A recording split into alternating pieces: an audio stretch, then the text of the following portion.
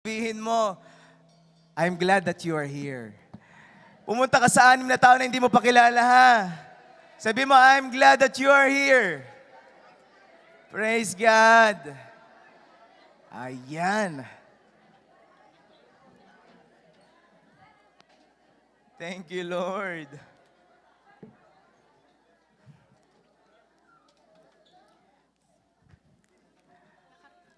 Hallelujah. Kamusta po kayong lahat, mga kapatid? Mabuting mabuti. Thank you, Lord. Bago ang lahat, pwede ba nating i-declare ang Luke 4:18 and 19? Sabihin po natin na sabay-sabay. The Spirit of the Lord is upon me because He hath anointed me to preach the gospel to the poor. He has sent me to heal the brokenhearted, to preach deliverance to the captives, to set at liberty them that are bruised, and to proclaim the acceptable year of the Lord. Our God is Jesus. He is the Anointed One. Amen. And our J1 culture, sabihin po natin sabay-sabay, I am a blessing. I am anointed. I am a deliverer. I am a good follower. I don't destroy, I build. I am not seasonal. I appreciate everyone and everything. I am part of something big. I am partnership with Christ. And I am not extreme. Amen. Palakpakan natin si Lord. Come on, let's give God the best clap of praise. Sabi ko yung para kay Lord. Woo! Thank you, Jesus. Bago po ako magpatuloy, I would like to recognize ang ating pong mga kapatid. Sila po ay, I think, 3 weeks na or 2 weeks na po kayo dito sa Alberta. Sila po ay galing sa British Columbia at sila po ay lumipat dito sa Alberta. Pwede ko po bang maanyayahan tumayo si Sister Jency? Jency? Yan, Sister Jency, Brother John G, Sister Raquel, and si Zane, I think yung anak nila. Palakpakan natin, sir. I-welcome naman natin. Welcome po. Welcome po sa Jesus the Anointed One Church. Welcome po. Sila po ay friend ng aming kapitbahay sa aming basement. Nakakatuwa naman. And I do believe marami silang magkakaibigan na pumunta po dito sa Alberta. Kaya sa biyaya ni Lord, who knows, mamaya kasama rin nila yung mga kaibigan nila at sama-sama tayo magpupuri kay Lord. Amen? Amen? Praise God. Sino po ang excited sa word ni Lord this afternoon? Amen. Amen. Nakita ko yung orasan eh. Nakapagpalit na po ba kayo ng orasan? Ano po, na-adjust niyo po ba? Sino po dito ang masaya-masaya dahil na-i-adjust niya yung kanyang orasan at nakatulog siya ng 1 pang oras. Amen. Nakita ko, sabi ko, bakit magpo-4 na? Parang ang bilis ng oras. Pero hindi pa. Marami pang gagawin si Lord.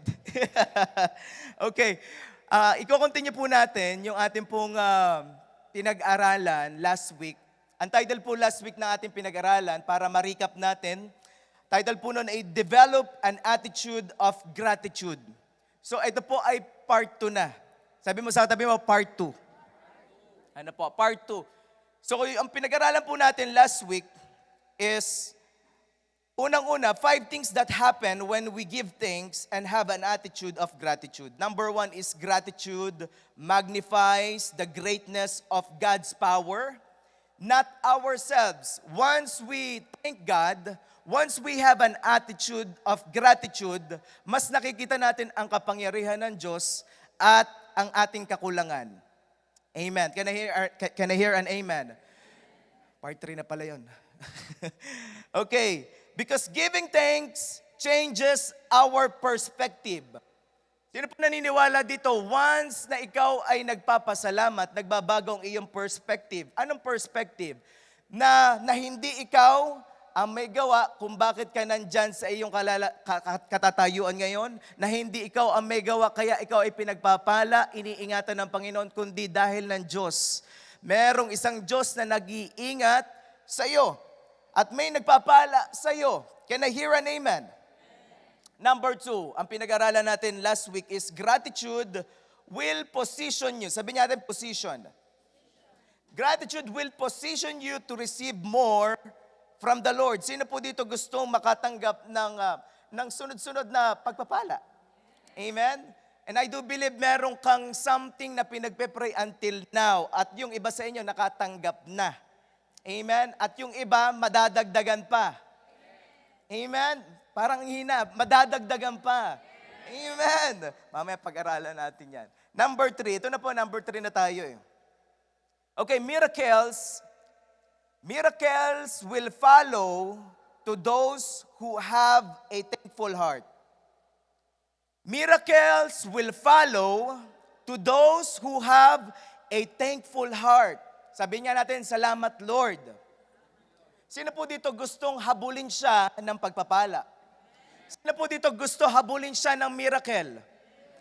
Naalala ko si Rev Zion, nakinig ako ng preaching niya.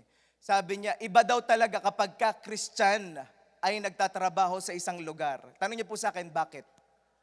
Kasi ikaw ay pagpapala doon. Ano po? Ikaw ay nagiging pagpapala doon. Ikaw ay dumating doon sa iyong pinagwo-workan ngayon dahil meron kang assignment doon. At higit sa lahat, ikaw ay nagdadala ng pagpapala doon. Can I hear an amen? Naniniwala ba kayo doon? Naniniwala ba kayo na kayo ay pagpapala sa iba? Naniniwala ba kayo na kayo ay tagapagdala ng pagpapala din sa iba? At yun po ang tunay na kahulugan ng blessed. Ano po? Because ang tunay na blessed ay nagiging blessing sa iba. Amen. Habulin ng pagpapala. Sabi mo sa katabi mo, habulin ka pala. Sino po ditong gustong habulin siya ng pagpapala? Ako gusto ko yun. Ako gusto ko yun. Naalala ko yung sabi ni Rev Zion nga, one time, napumunta daw siya sa isang tindahan at wala pa daw customer that time. Pero bago siya lumabas, ang dami daw customer na pumunta doon sa tindahan na pinuntahan niya. Sabi ko, bakit nga? Kasi nga, habulin ka ng pagpapala eh. Ay, hindi kayo convince ah. Kapag ka-reveal sa iyo at naunawaan mo na si God ang source mo, na si God ang great provider mo, sino po dito naniniwala ang Diyos ang great provider niya? Si God ang great provider mo, na si God ang great shepherd mo, mas lalo kang magiging thankful. Sabi po sa Psalms 23 verse 6, ano daw nangyayari? Nandiyan ba yun? Psalms 23 verse 6, sabi dito, surely, sabi natin surely. Surely your goodness and love or mercy will follow me all the days of my life, and I will dwell in the house of the Lord forever. Alam niyo po, sa tao na revealed sa kanya na ako'y anak ng Diyos, sa tao na revealed sa kanya, ang shepherd ko ang Diyos, ang provider ko ay ang Diyos, I do believe, saan man ako pumunta, hahabulin ako. Surely, sabi ni David, sure na sure. Sabi mo sa katabi mo, sure na sure pala. Merong iba kasi hindi sure. Pero alam niyo po, gusto kong sabihin sa inyo, sure na sure. Kapag ka na kay Lord ka, surely goodness and mercy will... Woo! Wow! Ang sarap ng na kay Lord. Kaya hindi mo maunawaan, bakit ganito nangyayari? Tignan mo lang kapatid. Ano po, maaring ngayon, sinusubo ka lang. Pinapaganda pa ni Lord ang iyong testimony. Pero sure yan, sabi ni David, sure. Bakit sinabi ni David sure? Dahil na-experience niya. Surely goodness and love will follow you.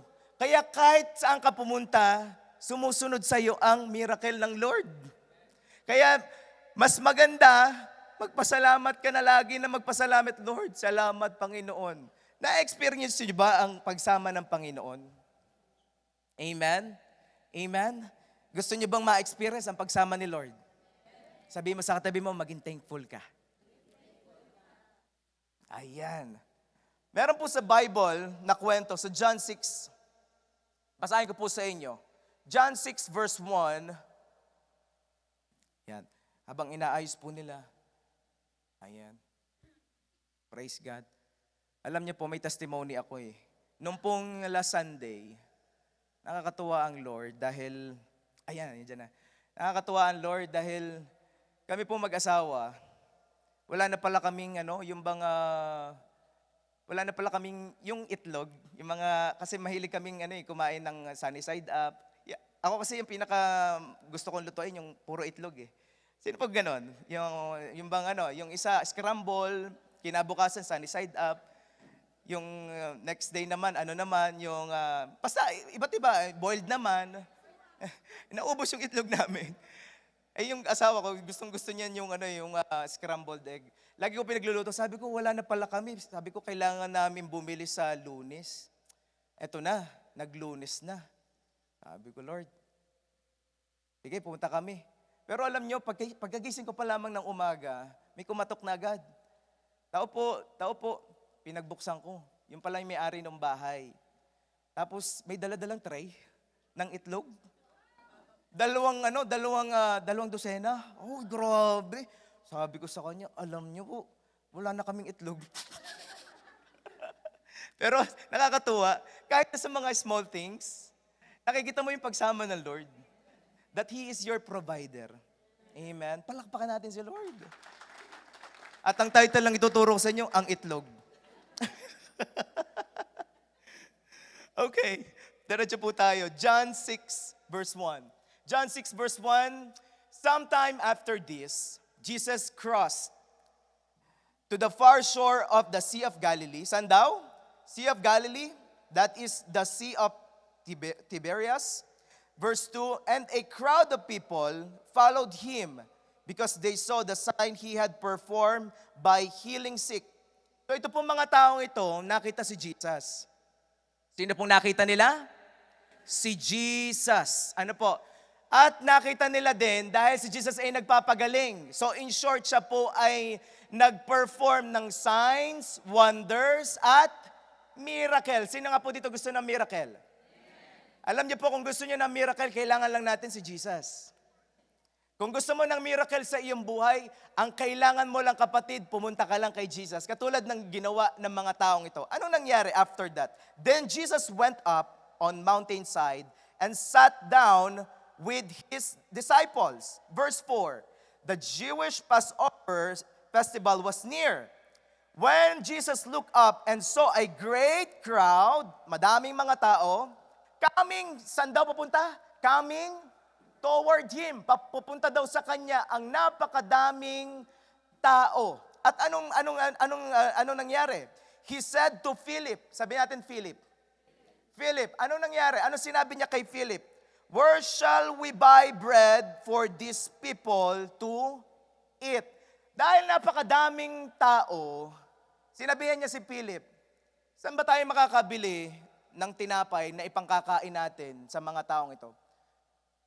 Una agad na pumasok sa isip ko, si Jesus pala gusto lagi busog ang kanyang mga tao. Sino po dito gustong busog? Tingnan mo yung katabi, mukha ba yung busog? Halata naman, mukhang busog na yan. Ano po, ewan ko lang, kakatapos lang ng tanghalian.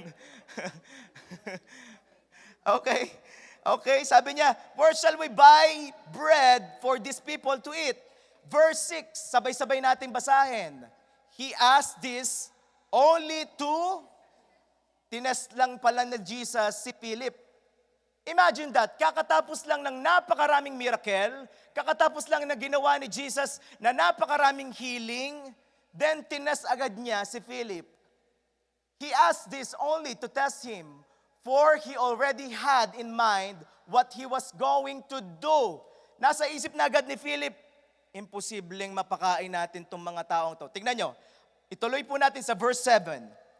John 6 verse 7, Philip answered, it would take more than half a year's wages to buy enough bread for each one to have a makakakagatlaang.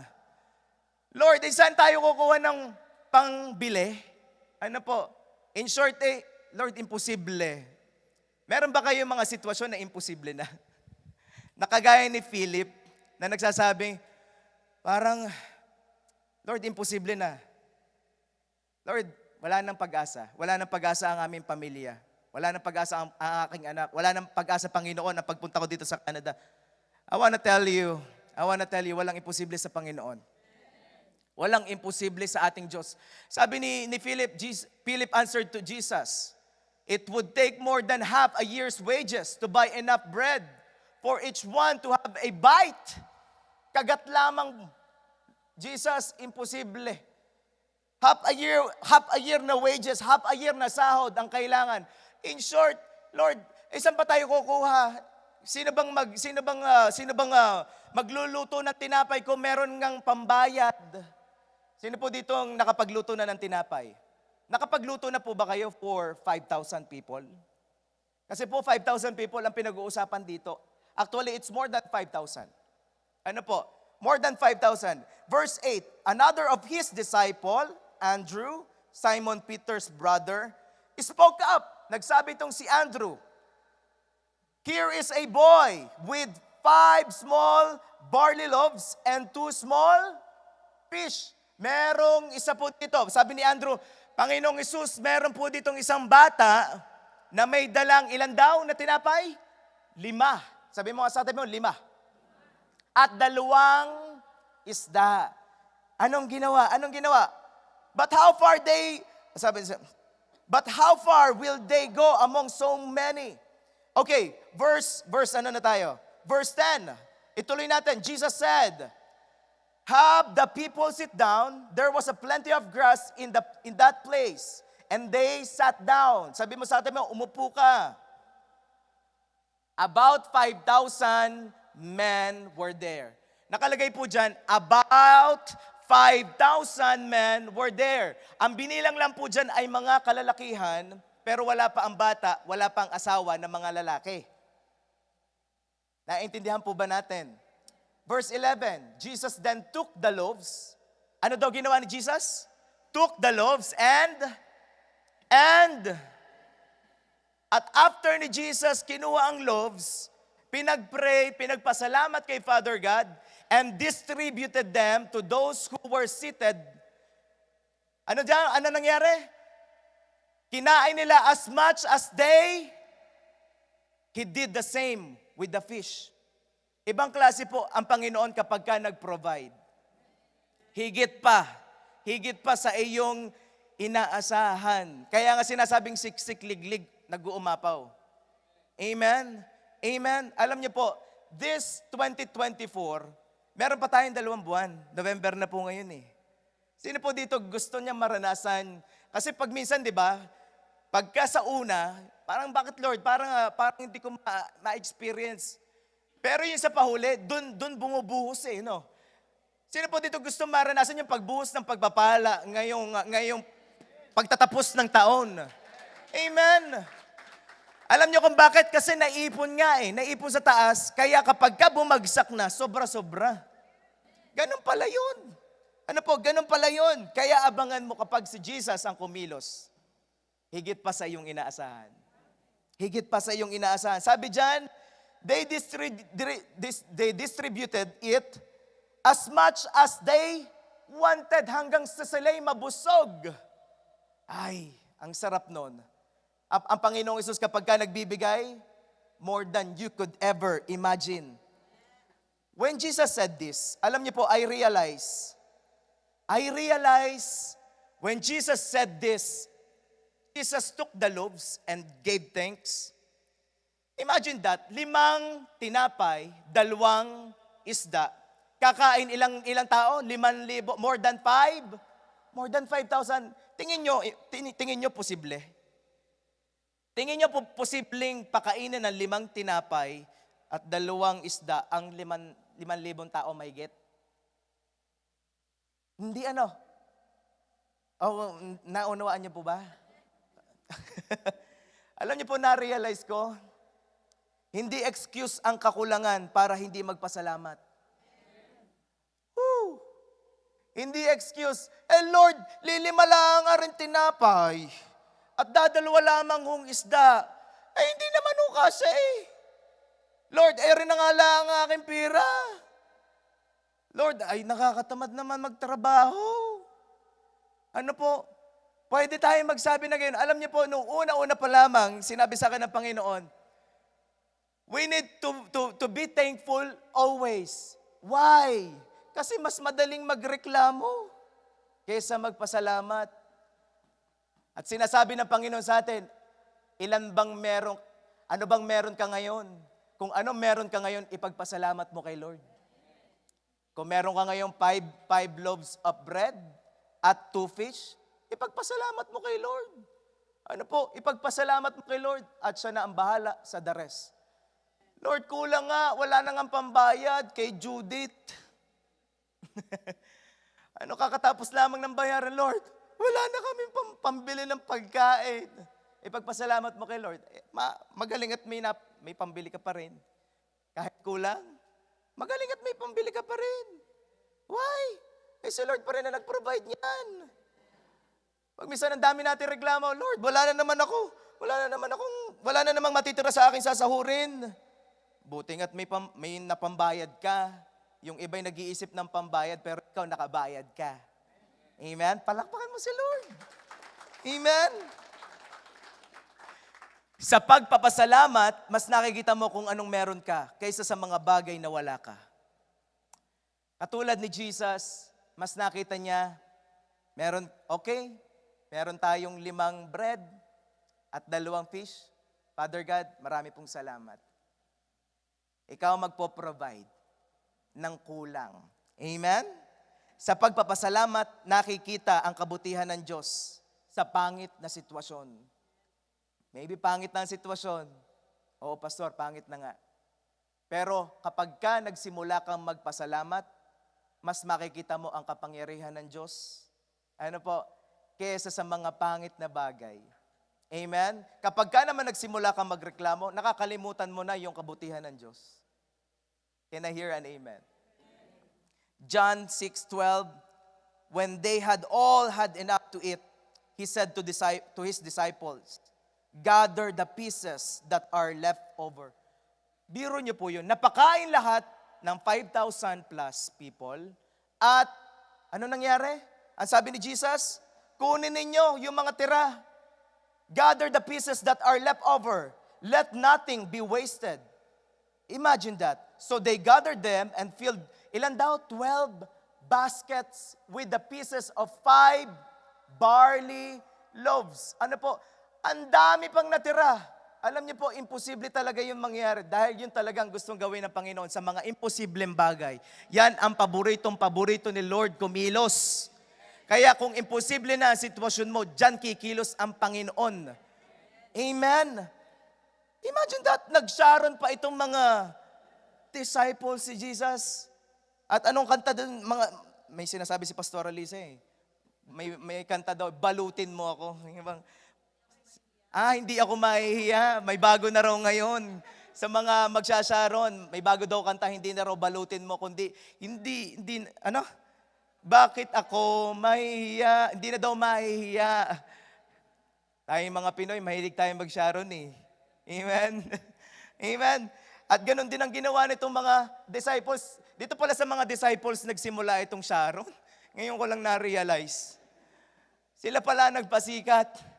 Alam niyo po, ang Panginoon, ganun po mag-provide. Meron na siyang binigay, may kasunod pa uli. Alam niyo po, after lang ni Jesus mag-thank you, sabi ni Jesus, Lord, I thank you. Kung ito ang meron kami, Lord, I thank you. At gumawa ng miracle ang Panginoon. Then after that, yung first miracle, napakain ng 5,000. Ang second miracle, may uwi-uwi ka pa. May uwi-uwi pa itong mga disciples. Ay talagang hindi magugutom. Sabi mo sa katibo, ayaw kang magutom ng Panginoon. Amen? Matindi ang mga nagpapasalamat. Dahil after ng pagpapasalamat, laging may miracle na agad nakasunod. After mo magpasalamat, may miracle na agad nakasunod. After ni Jesus ipagpasalamat ang 5 tinapay at 2 isda at pinakain ng more than 5,000 na tao, nag-uwi pa ang mga disciples. Kapag ka may na-receive ka na blessing at miracle, ugaliin mong magsabi, Lord. Sabi niya natin, Lord, salamat.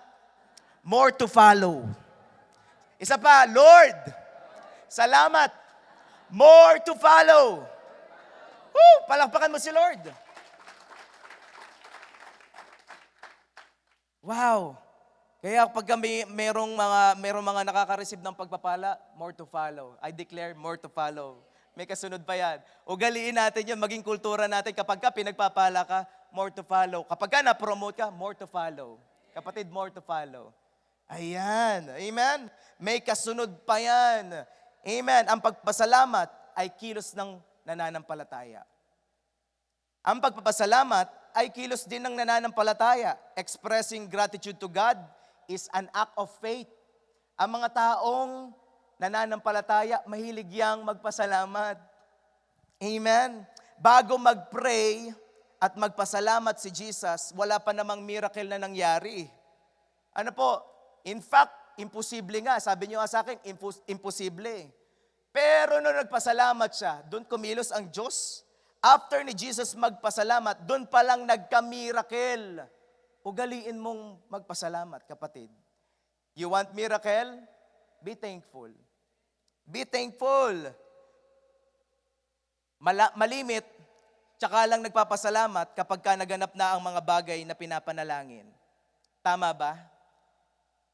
Malimit, tsaka lang nagpapasalamat kapag ka naganap na ang gustong mangyari. Pero ibahin natin si Jesus, naging example siya. Kahit hindi pa nangyayari ang miracle, inuunahan na niya ng pagpapasalamat. Kaya kapatid, kung hindi pa dumadating ang prayer mo, ang answered prayer mo, unahan mo na ng pagpapasalamat. Amen? Kahit wala pang miracle at ang pinagpe-pray mo, wala pa, ipagpasalamat mo na agad kay Lord. But make sure, mas mahal mo si Lord kaysa sa pinagpe-pray mo. Mas mahal mo ang giver kaysa sa gift. Can I hear an amen? There is more when we give thanks to God. Dahil ang pagpapasalamat ay kilos ng may faith. Sabi natin faith. Ang may faith ay nagpapasalamat na kahit hindi pa tinatanggap ang inihiling sa Diyos, parang nandiyan na. Yan po ang tao may faith. Ang may faith ay nagpapasalamat kahit hindi pa tinatanggap ang inihiling sa Diyos. Nasaan yan, Pastor, sa Bible? Philippians 4 verse 6. Sabay-sabay po natin basahin. 1, 2, 3, go.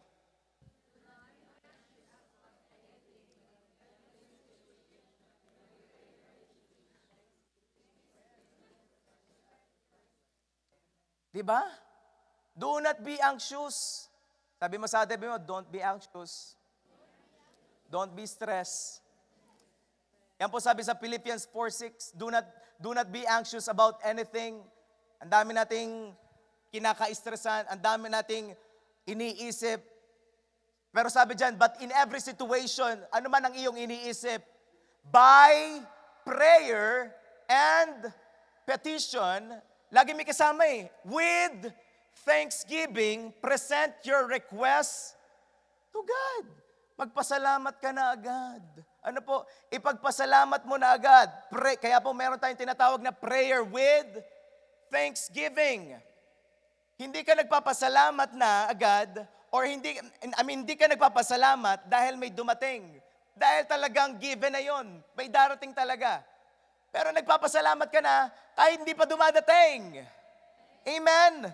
Mark 11:24. Therefore, I tell you, whatever you ask for in prayer, believe that you have received it, and it will be yours. Therefore, I tell you, sabi dyan, whatever you ask in prayer, pwede ba ngayon, pumikit ka, kayong lahat? Pikit tayo lahat. Sige, pikit. Ngayon, mananalangin tayo. Whatever it is,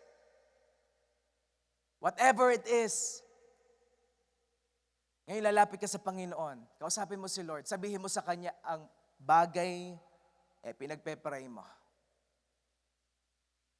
Whatever it is, kausapin mo si Lord. Yes, God.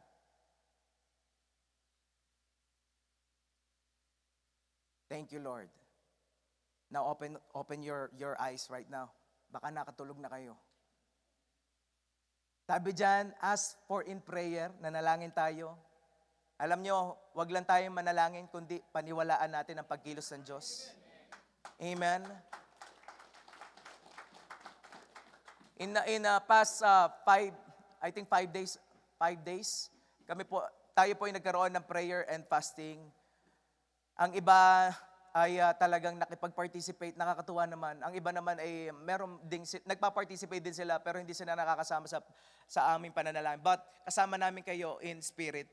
Nakakatuwa ang ginawa ng Panginoon. Alam niyo po, ang sarap manalangin. Nakaka-revive. At the same time, yung bang nagpa-fasting ka din, mas lalo yung spirit mo ay lumalakas. And we do believe in that 5 days may ginawang matindi ang Panginoon. In that 5 days, alam niyo po, ramdam na ramdam ko pa rin ang ginawa ng Panginoon until now. At marami pa siyang gagawin before this year ends. Yung lagi ang sinasabi sa akin ng Lord, may gagawin pa ako na matinding bagay before this year ends. Kaya sabi mo sa katabi mo, huwag kang mawawala. Every Sunday. Amen? Pastor, dito po sa verse ito, Pastor, saan po dito yung being thankful? Saan po dito? Nakalagay lang, whatever you ask in prayer, believe that you receive, and it will be yours. Saan po dyan yung being thankful? Nakalagay po yan doon sa believe that you have received it. Kahit hindi pa dumadating, Lord, I believe, Panginoon, naganap na yung pinagpe-pray ko. Kahit wala pa, I believe, oh God. Ang iba sa inyo, nananalangin ng papers. Ang iba sa inyo, kinakabahan dahil, Pastor, nag-iba nga yung sa government eh. Pero alam nyo, sinasama po namin yan sa prayer. Dahil ang Diyos po natin ay buhay. Naniniwala ako sa mga kapatid po natin. Palakpakan natin si Lord. Mga kapatid po natin, na gustong maging PR dito, wala pong imposible sa Panginoon. Dinala kayo dito ng Diyos. I do believe may plano siya, kaya po kayo nandito ngayon. Hindi pa siya tapos sa inyong mga buhay. Amen? Amen? Ask through prayer, believe that you have received it. Paniwalaan mo, Lord, marami pong salamat. Ganun pala pagka mananalangin tayo. Lord, salamat Panginoon. Na-receive ko na yung pinagpe-pray ko. Lord, salamat Panginoon dahil Lord, yung pinagpe-pray namin mag-asawa na kami ay magkaka-baby. Lord, naganap na. In Jesus' name. Lord, salamat Panginoon dahil kayo po ang nag-provide para sa aming mga utang. Salamat, O God. Amen. Lord, salamat Panginoon sa bagong trabaho. Panginoon, yung hindi maapektuhan ng Sunday, Panginoon, para makakapaglingkod pa rin ako sa iyo. Lord, salamat. Lord, salamat Panginoon. Amen. Inuunahan mo na agad, Lord. Ito yung pinagpe-pray ko. At salamat, I already receive it by faith. Dahil ang pagpapasalamat ay kilos ng nananampalataya. Kaya kapag ka nag-pray ka, mag-thank you ka, relax na. Sabi mo sa katabi mo, relax na. Huwag mo nang isipin, ay baka hindi sagutin. Hindi ka talaga nananampalataya. Dahil ang totoong may faith, after mong ipag-pray, binigay mo na kay Lord. Lord, ikaw nang bahala. Ano po? Lord, ikaw nang bahala. Ano po? At nakaka-relax isipin na ang Diyos natin hindi lang nakikinig sa ating mga prayers. Siya'y sumasagot at siya ay may pakailam sa atin. Dahil mahal po kayo ng ating Panginoon. Palakpakan natin si Lord. Amen. Dami ano. Number 4 na tayo. Number 4, what happened when we give thanks? We access God's presence when we give thanks. We access God's presence when we give thanks. Psalms 100 verse 4, enter His gates with thanksgiving and His courts with praise. Give thanks to Him and praise His name. Sino po dito naranasan niya yung presence ni Lord kanina? Alam niyo po, ang sarap na maging yung bang nasa sistema mo na yung presence ng Panginoon. Yung ba kahit saan ka pumunta, Lord, this is your presence. Lord, I do believe, Panginoon, sasamahan ako ng presensya mo today. Habang nagtatrabaho ka, hindi mo alam, bakit ako kinikilabutan? Lord, I do believe nandiyan ka, Panginoon. Sasamahan mo ako. Ang sarap ng ganon. Alam niyo po, we access God's presence when we give thanks. Sa pagpapasalamat, binubuksan mo ang presensya ng Diyos sa iyong buhay. Napakahirap po pumasok sa presence ng Diyos kapag walang pusong pagpapasalamat. Napakahirap pong maranasan ang presence ni Lord kung in the first place, ang puso natin walang pagpapasalamat. And right now, God wants to remind us, give thanks. Sabi natin, give thanks. Magpasalamat tayo. If you remember the life of Joseph the Dreamer, ang daming nangyari sa kanya. Life of Joseph the Dreamer ay, kung meron kayong kilalang tao na napakaraming masasamang nangyari, I don't think tatalo pa ito kay Joseph. Sarili mga kapatid, binugbog siya, pinagbili, sarili mga kapatid. Amen? Ano nangyari kay Joseph? Ang dami. Napagbintangan na siya ay mangre-rape. Napagbintangan. Ay, napakabuting tao. Sabi ko, paano yun nangyari? Pero alam niyo po, nung pinag-aaralan ko ang buhay ni Joseph, ni minsan hindi siya nagreklamo. Wala kayong makikita doon. Iba pa yung kay Job eh. Si Job po, mayroon times na nagsabi siya, Lord, ano ba naman to? Pero si Joseph, nakita ko talagang, Lord, nakakahanga itong si Joseph. Sabi ko, Panginoon, gusto ko ng pusong ganito kahit anong mangyari, maganda man or hindi man kagandahan ang sitwasyon na nangyayari. Ang puso ni Joseph ay pure. Lord, siguro ang sinasabi ni Joseph that time, Lord, hindi ko makita yung pangako mo. Hindi ko makita yung pangako mo sa akin ngayon. I do believe papagandahin mo ang aking testimony. Ano po? Joseph became successful not because of himself, but because of the presence of God in him. Ang sekreto po ni Joseph sa kanyang success, no other than God's presence. Genesis 39 verse 2. Basahin po natin sabay-sabay. Genesis 39 verse 2. The Lord was with Joseph, so he succeeded in everything he did as he served in the home of his Egyptian master. In other words, the presence of the Lord was with Joseph. Sino po dito gusto maging successful? Sino po dito gusto maging successful? Amen. Salamat po kailangan natin. Presensya ng Panginoon. We need the presence of God. Do you want to be successful? You need the presence of God. Ano ba pag sinabing presence of God? Kailangan mo ang pagsama ng Diyos.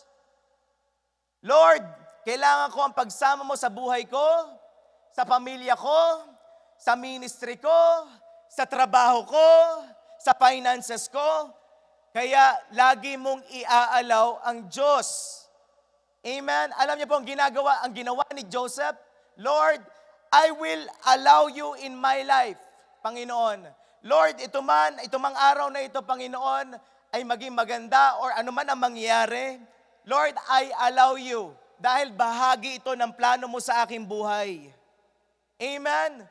Ganun po natin dapat pala ginagawa ang presence ng Panginoon. Lord, I allow you.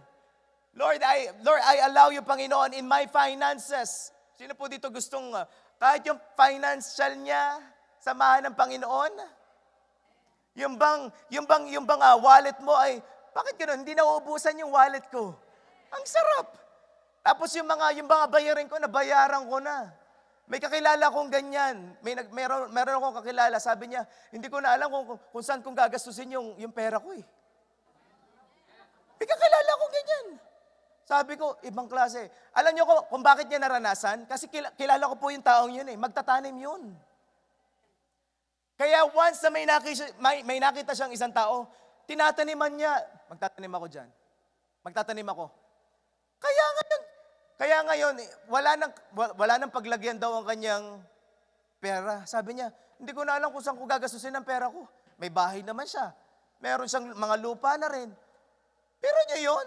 Kasi nga, inalaw niya ang presensya ng Panginoon kumilos kahit sa bank account niya. Sinong gusto nun? Amen? Alam niyo po, ang sarap ng ganon. Ano po? Ang sikreto para mas madaling makapasok sa presence ni Lord ay maging mapagpasalamat. Ang sikreto para madaling makapasok sa presence ni Lord ay maging mapagpasalamat. Amen? Kaya pala sabi ni David, the most precious thing in his life is not his possession, not his position, not pleasures of this world, but the presence of God. Palakpakan natin si Lord. Wow! Psalms 84 verse 10, sabi ni David, better is one day in your courts than 1,000 elsewhere. Better is one day. Bakit nasabi ni David? Lord, kasi sa presensya mo, ako punong-puno na. Lord, sa presensya mo, Panginoon, walang katulad ang presensya mo, O God. Ito lang yung tanging makakasatisfy ng aking puso, ng buong pagkatao ko. Lord, your presence is all I need. Kapag ka nasa presensya ka ni Lord, wala ka nang hahanapin pa dahil nandoon na lahat. Ano po? Can I hear an amen? Amen? Sino po dito gusto na maranasan ng presence ni Lord? Amen? Tayo po yung magpupuri, pero bago dyan, may number 5 pa ako. Number 5, the last one. Last thing, we acknowledge God's goodness when we give thanks. We acknowledge God's goodness when we give thanks. Psalms 107 verse 1, give thanks to the Lord, for He is good. His faithful love endures forever. Come on. Come on. Lord, I acknowledge your goodness. Lord, in my life, I acknowledge your grace. Alam niyo po yung grace? Tanyo niyo po sa akin kung ano. Yung pong grace, yung hindi ka nakarapat-dapat, pero pinagpapala ka pa rin. Yung gumawa ka ng pagkakamali kanina, yung ang dami mong ginawang kasalanan in the past, pero pinatawad ka pa rin. Hindi ka lang pinatawad, minahal ka pa, at pinagpala ka pa, at binibigyan ka pa ng panibagong araw para magsimula. Yun po yung grace. Yun po ang pag-ibig ng Diyos. Kaya, ugaliin natin magpasalamat. Pag minsan, di ba, parang, Pastor, iba kasi yung pinagpe-pray ko eh. Yun na nga eh. Hindi natin nakikita kung anong meron tayo. Kapag ka nakita mo kung anong meron ka, magiging mapagpasalamat ka. One time nanonood ako sa YouTube, may mga bata, sabi ko, mga bata gutom na gutom. Ito po ay nasa, I think, somewhere in Middle East. Sila ay gutom na gutom, walang tubig dun sa kanilang lugar. Sabi ko, Lord, grabe. Ako dito, nandito ko, nakakainom ako ng tubig, pero itong mga batang ito, pupunta 3 kilometers, pupunta sila, kukuha ng tubig, mag-iigib. Yung iba walang pagkain, yung iba hindi nakakatikim ng karne. Tayo dito, ang dami natin natitikman kung ano-ano. Ano po, punta lang kayo sa Costco, ang dami libre. Amen? Puro food taste. Yung iba po mga tao, hindi po sila nakakatikim ng mga ganon. Kaya alam niyo po, kahit doon sa pagpunta ko sa Costco, Lord, salamat, nakakatikim ako ng ganito. Kahit hindi ko mabili, Panginoon. Pero nakakatikim ako. Kasi may pre-taste. Kahit doon sa mga bagay na gano'n, Lord, salamat, Panginoon. Nakaka-experience ako ng snow. Lord, kung nasa Middle East ako, hindi ako makaka-experience ng snow. Amen? Lord, salamat, nandito ang pamilya ko, buo kami. Amen? Lord, salamat, Panginoon, wala kaming sakit karamdaman. Lord, salamat, pinagaling mo na kami. Amen? Woo! Thank you, Lord. Once you acknowledge na biyaya lahat ng Lord, ang lahat ng meron ka, hindi ka mahihirapang maglingkod sa Kanya. Alam niyo po, one time may nagtanong sa akin, sabi po sa akin, alam mo, ang bata mo pa, nagpastor ka na agad. Anong pinangahawakan mo? Bakit ka naglilingkod? Kasi, o nga naman, bata pa naman ako. Sabi ko, talaga bang pagpastor parang sa matanda lang talaga? Sabi ko, hindi ko alam kung nagmumukha na rin ako matanda eh. Sabi ko, pero hindi po, pabata tayo ng pabata. Biyaya ng Diyos. Alam niyo po, sinabi ko sa kanya, one thing na pinangahawakan ko, kaya ako naglilingkod, yung kabutihan ng Diyos. Na ang Diyos ay napakabuti. Alam niyo po, kapag yun ang inspiration natin, Lord, naglilingkod ako dahil napakabuti mo sa akin. Lord, nandito ako dahil napakabuti mo sa akin. Alam niyo po, hindi ka basta-basta panghihinaan. Dahil alam mo at nare-realize mo, nare-recognize mo, Lord, napakabuti mo eh. Pero niyo po, yung dati nating buhay, imagine that. Yung old life mo, binago ka ni Lord. Dati hindi ka interesado pumunta sa church, pero ngayon, di ba? Nandito ka ngayon. Amen? At patuloy kang binabago ng Panginoon. Palakpakan mo si Lord. Be thankful. Being thankful is a sign of humility. Being thankful is a sign of humility. Kaya sabi sa James 4 verse 6, God opposes the proud and He gives grace to the humble. Kaya lalo ka pang magpasalamat at lalo kang pagpapalain ng Panginoon.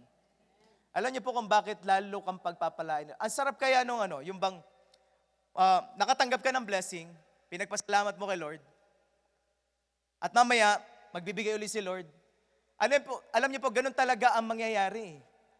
Kaya sunod-sunod na pagpapasalamat, kasi sunod-sunod na miracle ang marireceive mo.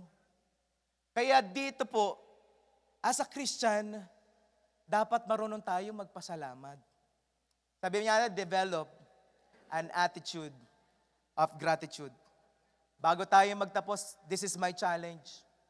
This is my challenge. Psalms 103 verse 1. Alam niyo po, sinabi dito ni David, Psalms 103 verse 1, praise the Lord. Sabi natin, praise the Lord. Oh my soul, all my inmost being, praise His holy name. Tapos, pagdating sa verse 2, ano sinabi ulit? Praise the Lord, my soul. Alam niyo po, yung Psalms 103, verse 1, tapos sa pinakadulo, tingnan po natin, yung pinakadulo ng buong chapter na yan, Psalms 103 verse 22, nakalagay uli dyan, ano nga uli? All His works, everything in His, tapos, alam niyo po, itong challenge ko. Sabi ko, Lord, ibang klase si David. Sa simula ng verse, Lord, praise the Lord, O my soul. Sa pinakadulo, praise the Lord, O my soul. Bakit?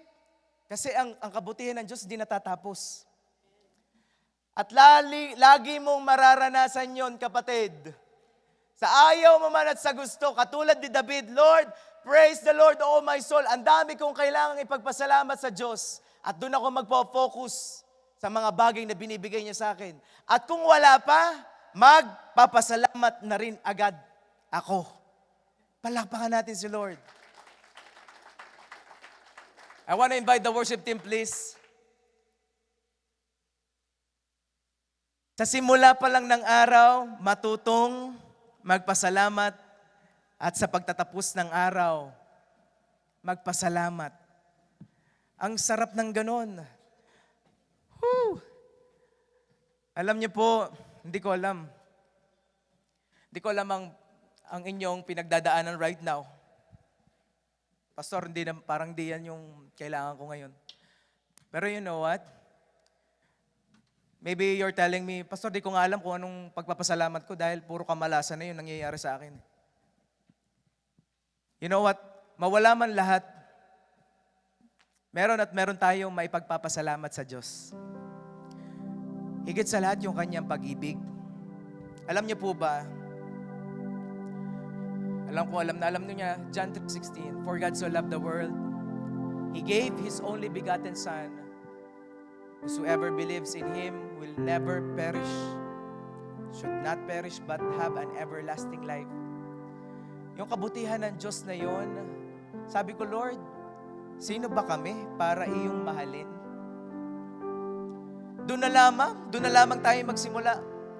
Kung wala kang pinanghahawakan para maipagpasalamat sa Diyos, doon tayo magsimula. Lord, minahal mo kami. God so loved the world, He gave His only begotten Son. ang nag-iisa niyang anak, binigay niya para sa iyo at para sa akin. At pang hindi niya kayang ibigay. Doon po tayo magsimula. Kung ang Diyos naging mabuti sa atin at binigay niya ang kanyang kaisa-isahang anak, sino tayo para hindi magpasalamat? Right now, I would like to invite you to stand up, please. Tayo pong lahat na nandito ngayon, sino po dito ang revealed na sa kanya ang pagpapasalamat ay kailangan natin? Amen? Sino po dito, ide-develop na niya, nagsasabi dito, ide-develop na niya ang kanyang pagpapasalamat kay Lord? Amen? Sino po dito nagsasabi, Lord, magpapasalamat ako palagi ngayon? Amen? Right now, come on, we will worship our God. Aawitin natin uli yung kanta kanina. At habang inaawit mo tong kantang ito, yung puso mo, sinasabi mo, Lord, marami pong salamat sa iyong kabutihan. Lord, we acknowledge, Panginoon, your goodness to me. Lord, I acknowledge your goodness to me, Panginoon. Right now, habang kinakanta mo to, alalahanin mo lahat na ginawang kabutihan sa iyo ng Panginoon. Come on.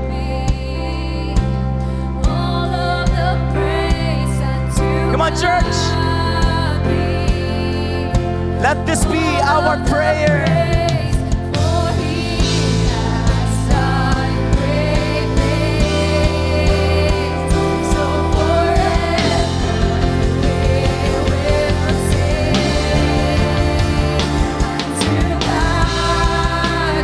Worship Him. All of the praise unto God be. All of the praise, for He has done great things. So forever we will sing unto God be. All of the praise unto God be. Give Him praise. All of the praise, For He has done great. great things. So forever we will sing unto God be. All of the praise unto God be. All of the praise, for He has done great things. So forever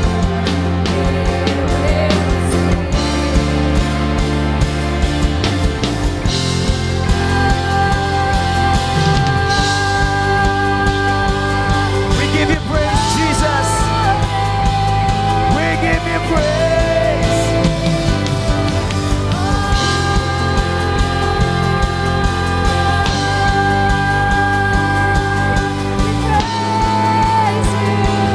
Come on, awitan mo si Lord of the glory.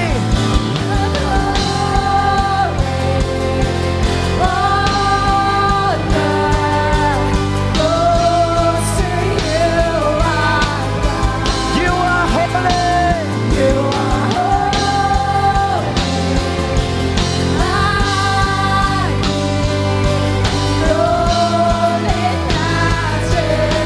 We sing all the glory.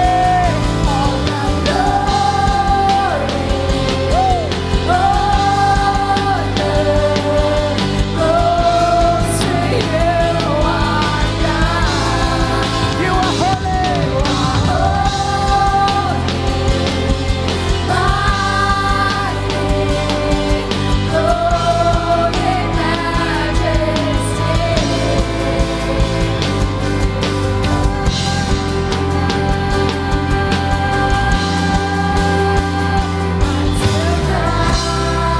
Come on, church, sabihin mo kay Lord. All of the Unto God, praise unto God be. And all of the praise, for He has done great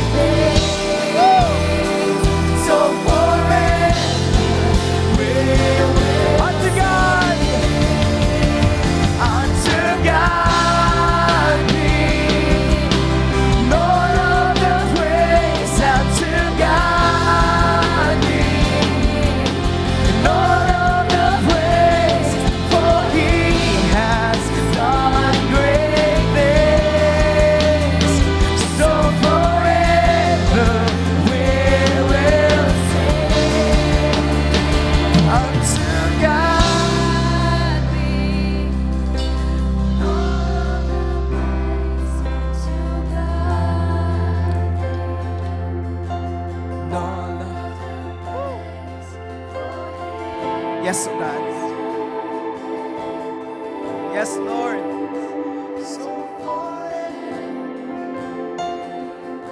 Unto God, unto God, be All of the praise to and all of the praise, for He has. Thank you, Jesus. So forever, unto God. Come on, pasalamatan mo. Unto God. Pasalamatan mo si Lord. Come on. Pasalamatan mo siya. Lord, we thank you, Panginoon. Let this song, Panginoon, maging mabangusan ka sa iyong harapan, Panginoon. Thank you, Jesus. Come on, give Him praise. Come on, give Him praise.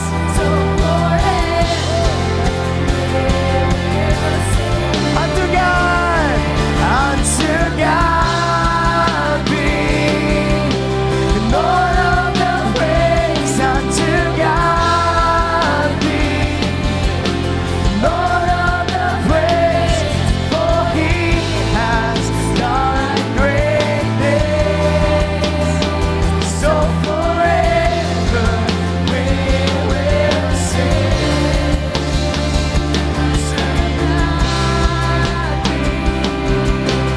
All of the praise unto God be. All of the praise, for He has done great things. So forever we will sing. Hallelujah. Right now, pwede bang invite ko kayo na itaas ng inyong mga kamay? Come on. Sabihin mo na nagmumula sa iyo po, sabihin mo, Jesus, salamat po sa iyong kabutihan. Jesus, patawarin mo ko sa lahat na nagawa kong kasalanan. Jesus, I open my heart to you. I accept you as my Lord and personal Savior of my life. Jesus, from this day, I want to serve you. Jesus, use me for your glory. I love you. Palakpakan mo si Lord. Come on. Come on, palakpakan mo siya. Yung the best na palakpak. The best na palakpak para sa napakabuting Diyos. Come on! Woo! Jesus!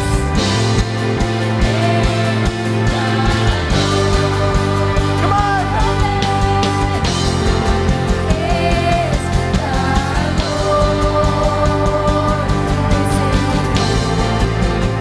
For the last time, sabihin natin, unto God!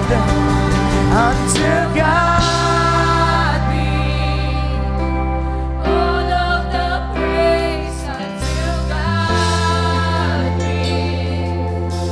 All of the praise, for He has done great things. So forever we will sing. Hallelujah, Father God.